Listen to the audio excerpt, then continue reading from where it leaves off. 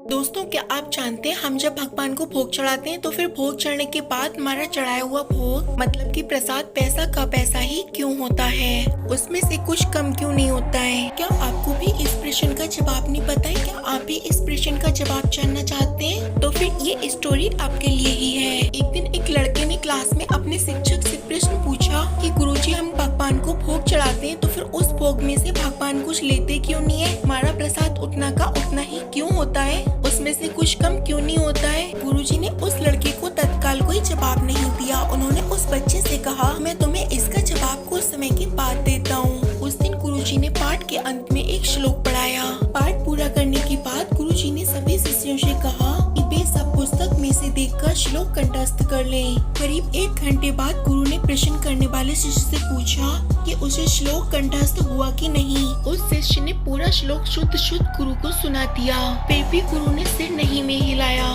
शिष्य ने गुरु से कहा, अगर आप चाहो तो आप पुस्तक देख लो, श्लोक बिल्कुल वैसा ही मैंने सुनाया जैसा इस पुस्तक में है। गुरु ने पुस्तक दिखाते हुए कहा, श्लोक तो पुस्तक में ही है तो तुम्हें कैसे याद हो गया? शिष्य ने कुछ नहीं कहा। गुरु ने कहा, पुस्तक में जो श्लोक है वह स्थूल रूप में है। तुमने जब श्लोक पढ़ा तो वह सूक्ष्म रूप में तुम्हारे अंदर प्रवेश कर गया। उसी सूक्ष्म रूप में वह तुम्हारे मन में रहता है।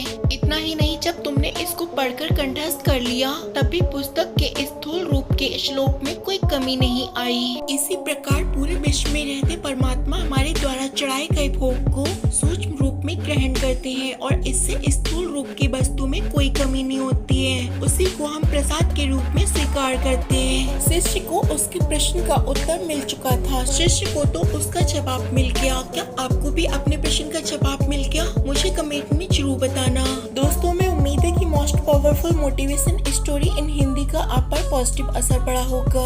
ऐसी ही और प्रेरणादायक स्टोरी सुनने के लिए इस चैनल से जुड़े रहें। इस स्टोरी को अपने दोस्तों को शेयर और चैनल को सब्सक्राइब जरूर करें।